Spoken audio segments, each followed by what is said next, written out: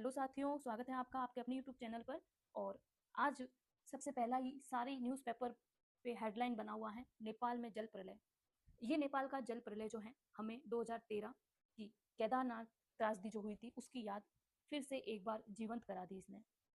यहाँ पर क्वेश्चन ये नहीं है कि पेपर की हेडलाइन है इसलिए मैंने इस न्यूज़ को लिया है। क्वेश्चन ये है कि क्या ये चंद मिनटों की प्रतिक्रिया है या कोई लंबी प्रतिक्रिया है। आपको इस न्यूज़ को किस तरीके से देखना है। यहाँ अगर देखा जाए तो ये तिब्बत और नेपाल की सीमा पर एक ग्लेशियर पहाड़ी के टूटने से, उस पहाड़ी से नीचे जो बर्फ गिरा, मलबा गिरा, चट्टानें गिरी, उन चट्टानों ने भोटे कोसी नदी, ये नदी है, इस नदी का जो मार्ग है उस मार्ग को अवरुद्ध कर दिया। और इस नदी के मार्ग के अवरुद्ध होने से इस नदी ने अपना मुंह दूसरी दिशा में नेपाल की तरफ कर लिया। वहीं से इसने त्रिशूली नदी और गंडक नदी इस तरफ अपना रुख किया। इस कारण से ये जो त्रासदी हुई है नेपाल की वो आप देख सकते हो। जहाँ पहले इस तरीके का शहर बसा हुआ था, पूरा बाजार बसा हुआ था, वो बाजार अब मलबे में दब चुका है। कितनी लोगों की जाने गई है, एक दहशत पैदा हुई है। तो इसका कारण आपको भोटे कोसी नदी, त्रिशूली नदी, गंडक नदी और यहाँ तक कि नेपाल से होते हुए बिहार और उत्तर प्रदेश में भी इसका असर देखने को मिला है। उन लोगों के लिए प्रार्थना हम कर सकते हैं भगवान से कि उन्हें जो अभी लापता है उन्हें सुरक्षित प्राप्त किया जा सके। पीएम मोदी ने भी बालेंद्र शाह से बात की है और राहत सामग्री भारत के द्वारा जितनी सहायता हो सकती है उतनी सहायता करने का वादा किया गया है। यहाँ पर अगर क्वेश्चन देखें RS मेंस और प्री यूपीएससी के लिए, उस हिसाब से यहाँ अगर पहला ही पॉइंट देखें कि वैज्ञानिक आंकलनों के अनुसार अगर देखा जाए तो ये घटना क्या है। ये घटना है हिमनद का एक बड़ा हिस्सा, जो हमने बात की हिमनद का एक बड़ा हिस्सा था पहाड़ी बर्फ की, उसका एक हिस्सा टूटकर नीचे गिरना और उसे कहा गया ग्लेशियर आइस रॉक एवलॉन्च।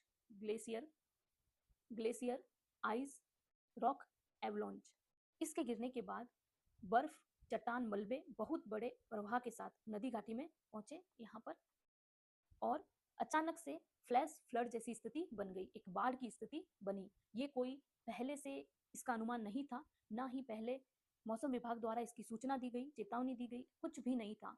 20 से 25 मिनट के अंदर पूरे नेपाल में दहशत फैल गई। नेपाल में इस तरह की त्रासदी हुई। वहीं 133 भारतीय भी लापता हैं, क्योंकि मानसरोवर यात्रा पर जो जा रहे थे वो इनमें लापता हो गए हैं। अब यहाँ देखते हैं कि ये घटना क्या थी, इसका हमने पूरा डिटेल में यहाँ देखा है कि तिब्बत और नेपाल का जो सीमा है आसपास की, वहां पर एक ग्लेशियर का टुकड़ा गिरा है, टूटा है, उसके कारण इस तरीके की स्थिति का निर्माण हुआ। वहीं ये कारण क्या तात्कालिक था? हाँ, इसका टूटना गिरना ये कारण तात्कालिक था और इसे भूकंप से भी जोड़कर देखा जा रहा है। हो सकता है, आशंका जताई जा रही है कि भूकंप भी आया हो। वहीं अगर देखें तो इसका सबसे बड़ा कारण है जलवायु परिवर्तन। जिस तरीके से मौसम, पर्यावरण और जलवायु परिवर्तन हो रहा है, कहीं बाढ़ आना, कहीं सूखा होना, कहीं अचानक इतनी तेज वर्षा होना, कहीं अचानक इतनी गर्मी होना, ये सारा जलवायु परिवर्तन का प्रभाव है। इस जलवायु परिवर्तन के कारण ही हिमालय में जो तापमान बढ़ रहा है, हिमालय के तापमान बढ़ने के कारण ऐसी जोखिम भरी स्थितियां पैदा हो रही हैं, क्योंकि ग्लेशियर पिघल रहा है। ग्लेशियर के पिघलने के कारण टेम्परेचर जो है बढ़ रहा है और पानी का प्रभाव भी बढ़ रहा है और इस तरीके से आपात घटनाएं हैं वो घटित हो रही हैं। भारत के लिए भी सोचने वाली स्थिति है, हमने पहले ही बात की। जैसे भारत के बिहार और यूपी, उत्तर प्रदेश में वहां से जो नदियों का प्रवाह है आगे भारत में आता है, इसलिए ऐसी अपस्ट्रीम फ्लड जो है वो घटनाएं बिहार और यूपी जैसे निचले क्षेत्रों के लिए भी चिंता का विषय बन गई है। तो यहाँ हमने पूरा विवरण देखा कि ये घटना अचानक घटित घटना नहीं है। इस घटना के पीछे लंबे समय से जो तापमान वृद्धि, ग्लेशियरों का पिघलना और पर्यावरण, जलवायु का परिवर्तन होना है। वही देखते हैं हमारी नेक्स्ट न्यूज। न्यायपालिका सुप्रीम कोर्ट के जज CJI को लिखे 3 पत्र, कार्यवाहक CJ के कामकाज पर सवाल। अब ये क्वेश्चन सीधा आपको जुडिशरी से संबंधित और राजनीति व्यवस्था, भारतीय राजनीति व्यवस्था से संबंधित देख सकते हो इस क्वेश्चन को आप। यहाँ कोई 2 जज के बीच मतभेद से आपको इस क्वेश्चन न्यूज को नहीं लेना है, बल्कि आपको इस न्यूज को यहाँ पर संस्था की जो मर्यादा है उसका उल्लंघन हो रहा है, संस्था की जो पारदर्शिता है, जो जवाबदेहिता है, न्यायपालिका की जो जन विश्वास है न्यायपालिका में, इन सभी व्यापक जो विषय हैं इनसे संबंधित इस न्यूज़ को आपको रखना है। क्योंकि जिस तरीके से पत्र लिखे गए, जिस तरीके से सूचनाएं दी गई, आरोप लगाए गए, भाई भतीजा वाले आरोप लगाए गए और उनका ट्रांसफर कहीं और करने की बात कही गई, तो सिर्फ किसी पर दोष लगाना ही न्यायालय के लिए उचित नहीं है। यहाँ पर न्यायालय की जो न्यायिक जवाबदेहिता है कि न्यायाधीश को जवाबदेही कैसे सुनिश्चित की जाए, ये न्यायपालिका की स्वतंत्रता भी कैसे बनाई जा सकती है, इस पर निर्भर करता है। वहीं दूसरा पॉइंट हम देखेंगे, यहाँ थोड़ा सा मैं आपको नोट डाउन करके बताती हूँ कि ये सिर्फ कोई दो जजों का मामला नहीं है, बल्कि ये न्यायिक सक्रियता, जवाबदेही,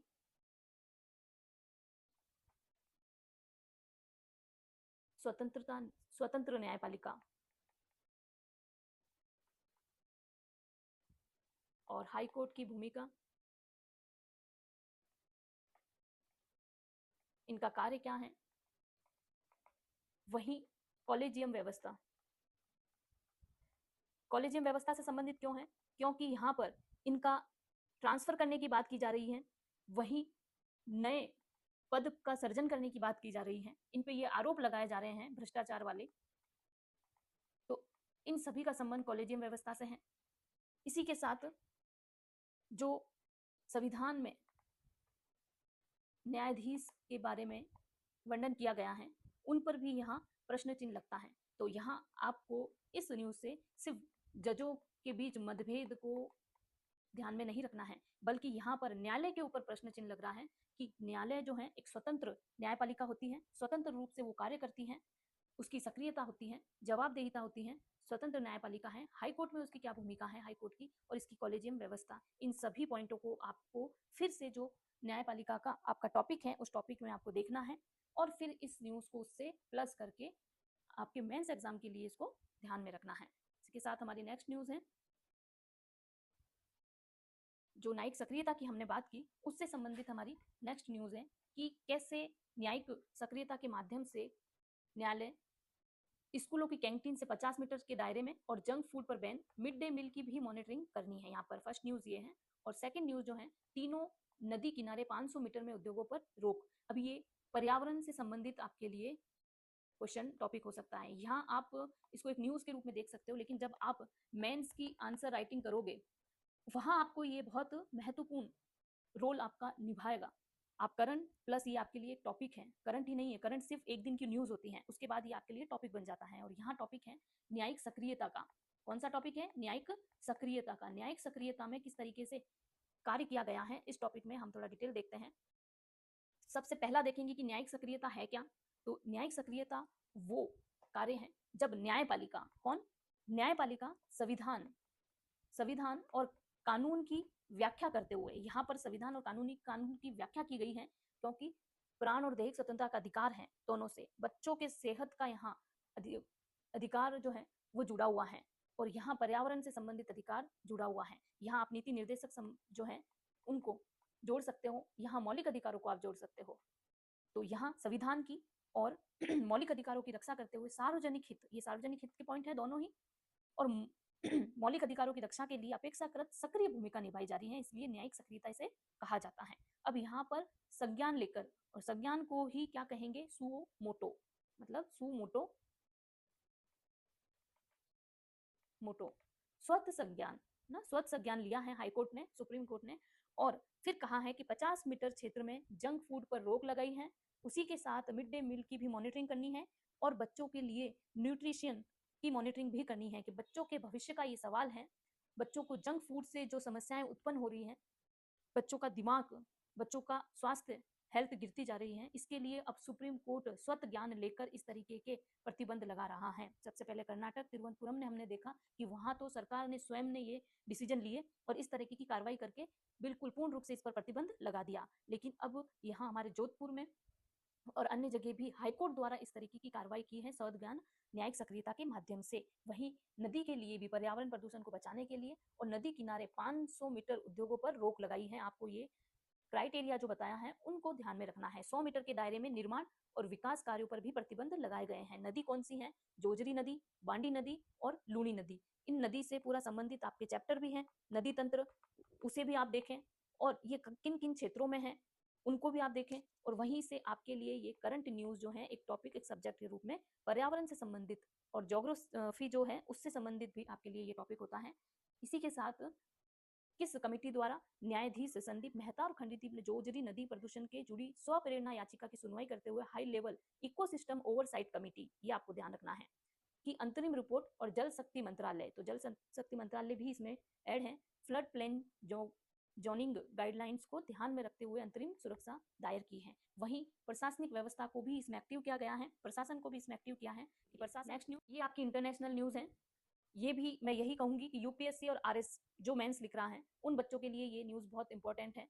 हो सकता है विदेश नीति, अमेरिका और भारत, विदेश संबंध, विदेश नीति, अमेरिका की विदेश नीति, इस तरीके से क्वेश्चन आपको आरएस 3 नंबर का क्वेश्चन ये पूछा जा सकता है। और ऑब्जेक्टिव एग्जाम में भी आपसे क्वेश्चन पूछा जा सकता है कि H1B क्या है। तो ये H1B वीजा है। ये वीजा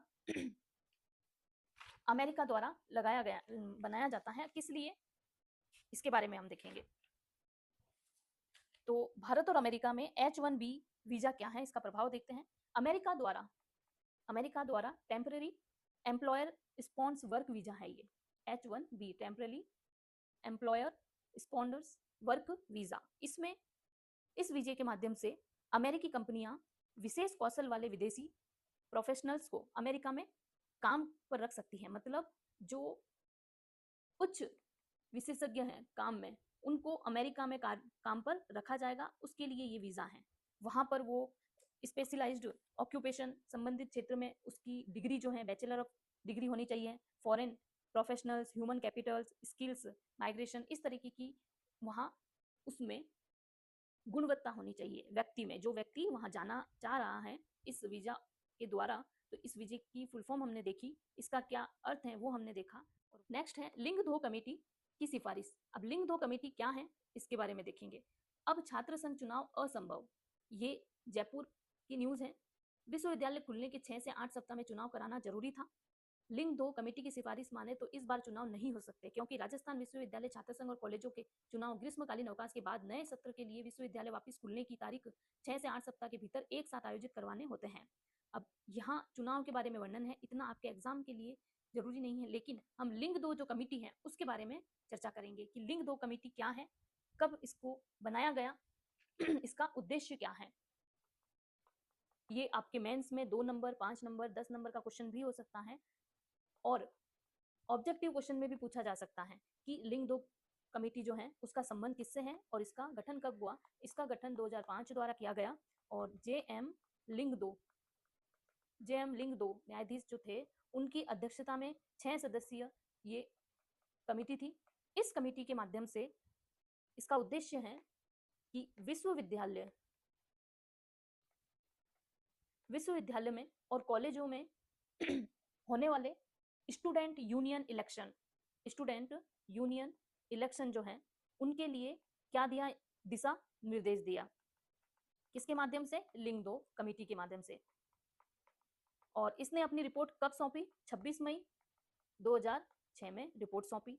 इसी के साथ इस रिपोर्ट में सुप्रीम कोर्ट की सिफारिशों को भी स्वीकार किया गया। क्या थी? सबसे पहला धन बल, दूसरा बाहुबल, तीसरा चुनाव पारदर्शी, 4 आपराधिक तत्वों पर रोक, वहीं पढ़ाई और छात्र राजनीति में संतुलन। तो इस तरीके से ये पूरी लिंग 2 कमेटी जो है उसके बारे में हमने चर्चा की कि क्या है लिंग 2 कमेटी, ये कब बनी, किसके अध्यक्षता में बनी, इसके उद्देश्य क्या थे, और अब ये क्या कार्य कर रही है, इसमें मतलब क्या कहा जाता है। तो ये चुनाव छात्र संघ चुनाव से संबंधित है। विश्वविद्यालय और कॉलेजों में इसके द्वारा जो चुनाव किए जाते हैं, जो रूपरेखा एक बनाई कर दी गई है कि क्या क्या उन चुनावों में सावधानियां रखनी है, उन चुनाव के क्या उद्देश्य हैं। तो आपको लिंग 2 कमेटी के बारे में ध्यान रखना है कि लिंग 2 कमेटी का संबंध किससे है? छात्र संघ चुनाव से है। इनके उद्देश्य क्या है उनको भी ध्यान रखना है। ये बनी कब है उसका भी आपको ध्यान रखना है। इसी के साथ नासिक से 5 शहरों में भेजे गए प्याज के रैक। यहाँ पर न्यूज नॉर्मल लग रही है, लेकिन जब इस तरीके का अगर आपको मेंस में या प्री में क्वेश्चन पूछा जाए तो फिर आप कंफ्यूज हो सकते हो, क्योंकि क्वेश्चन पूछा जाएगा कांदा एक्सप्रेस क्या है, कांदा एक्सप्रेस क्यों चलाई गई, कांदा एक्सप्रेस किसके द्वारा चलाई गई। तो कांदा एक्सप्रेस जो है सरकार द्वारा चलाई गई है। क्यों? क्योंकि बफर स्टॉक करके रखा गया। जब प्याज का बफर स्टॉक मतलब कीमतें बढ़ती हैं तो उनका बफर स्टॉक करके रखा जाता है, और कांदा एक्सप्रेस के जरिए प्याज का भारी स्टॉक पहुंचाना शुरू कर दिया। उपभोक्ता मामलों की सचिव निधि खरे ने सोमवार को बताया कि रेलवे के रैकों में जो स्टॉक लादा जा रहा है वो बुधवार तक केंद्रों तक पहुंचाया जाएगा। यहाँ देखते हैं, प्याज का बफर स्टॉक केंद्र सरकार का एक रणनीतिक भंडार है। ठीक है, ये आपके लिए लिखने का। इससे मुख्य रूप से सप्लाई कम होने पर कीमतों में अचानक उछाल से बाजार को बचाने के लिए बनाया गया है। तो इसका उद्देश्य आपको समझना है, ये है क्या, किसके द्वारा और क्यों बनाया गया है। वहीं इसे मुख्य रूप से मूल्य स्थिरीकरण कोष के तहत नाफेड और एनसीसीएफ उपभोक्ता सहकारी समितियों के शीर्ष संगठन जैसी एजेंसियों के जरिए खरीदा जाता है। तो ये दिखने में भले ही आपको मजाक लगेगी न्यूज, लेकिन एक गहराई से पढ़ने वाले बच्चे के लिए ये न्यूज मजाक नहीं है। उसने सबसे पहले इसी न्यूज को ट्रैक करके फट से वहां से कलेक्ट किया होगा। तो आपको भी ये ध्यान रखना है कि कांदा एक्सप्रेस जो है क्यों चलाई गई, इसके उद्देश्य क्या है, किसके द्वारा चलाई गई, और क्या क्या इससे फायदे हो सकते हैं। इसी के साथ हमारी नेक्स्ट न्यूज है, अब ये आप देख सकते हो आगे कि चेन्नई में दे रखा है कि इतनी इनकी प्याज की रेट बढ़ गई है। वहीं केरल फिर एक बार शिक्षा के क्षेत्र से हटकर बीमार कुत्तों के लिए दया मृत्यु करने वाला पहला राज्य बना है। केरल जो है फिर लाइट जो बीमारी से पीड़ित कुत्ते हैं और खतरनाक और बेसहारा जो कुत्ते हैं वो दया मृत्यु देने का स्टैंडर्ड ऑपरेटिंग प्रोसीजर क्या है, स्टैंडर्ड ऑपरेटिंग प्रोसीजर एसओपी मंजूर करने वाला पहला राज्य बन गया है केरल। यहाँ भी सुप्रीम कोर्ट के आदेश के बाद इस बारे में जानते हैं, सरकार द्वारा ये कदम उठाए गए और सुप्रीम कोर्ट ने इसके लिए आदेश भी दे दिए हैं और पहला राज्य केरल बन भी चुका है। किस लिए? कुत्तों को लाइलाज बीमारी के कारण दया मृत्यु, उन पर दया, क्योंकि उनकी स्थिति नहीं देखी जाती है तो दया देखकर उन्हें मृत्यु दी जा रही है, जिससे जो कष्ट वो भोग रहे हैं उस कष्ट से वो निकल सके। यहाँ पर किस आधार पर तय होगी दया मृत्यु? एसओपी के अनुसार सिर्फ 4 स्थिति, आपको ये 4 स्थिति ध्यान रखनी है। सबसे पहले कुत्ते में रेबीज की पुष्टि हो, सेकंड लाइलाज बीमारी से वो कुत्ता पीड़ित हो, गंभीर रूप से घायल और इलाज संभव न हो, और पशु डॉक्टर की जांच में वो लोगों के लिए खतरा साबित हो गया हो। तो ये चारों पॉइंट आपको रखने हैं। सबसे पहला रेबीज, दूसरा लाइलाज बीमारी, तीसरा गंभीर रूप से घायल जिसका इलाज संभव नहीं है, और चौथा पशु जो डॉक्टर है उसकी वह लोगों के लिए खतरा साबित हो गया है, ऐसी जांच में पुष्टि की गई हो। वहीं अब इसका फैसला कौन करेगा और प्रक्रिया क्या होगी? नगर निगम, नगर पालिका, पंचायत में स्टे डॉग मैनेजमेंट कमेटी बनाई जाएगी। ये कमेटी बनेगी और समिति मामले की समीक्षा करेगी। पशु डॉक्टर की राय और कानूनी प्रावधानों के बाद दया मृत्यु की अनुमति दी जाएगी। दया मृत्यु से पहले कुत्ते को अलग kennel animal birth control centre में 2 से 3 दिन रखा जाएगा। ये भी आपको ध्यान रखना है। बचाने के लिए कोई प्रस्ताव दे सकेगा। दया मृत्यु कैसे होगी और क्या करना होगा? अब कैसे उसको दया मृत्यु दी जाएगी और करना क्या होगा? केवल लाइसेंसधारी पशु डॉक्टर यह प्रक्रिया कर सकेगा। एसओपी ने नस के जरिए बिना दर्द जानलेवा दवा देने का प्रावधान किया। मतलब बिना दर्द के ऐसी नसों में दवाई दी जाएगी जिससे उसे दर्द न हो और उसे मृत्यु की प्राप्ति हो। दर्द देने वाले दूसरे रसायन या तरीके प्रतिबंधित हैं।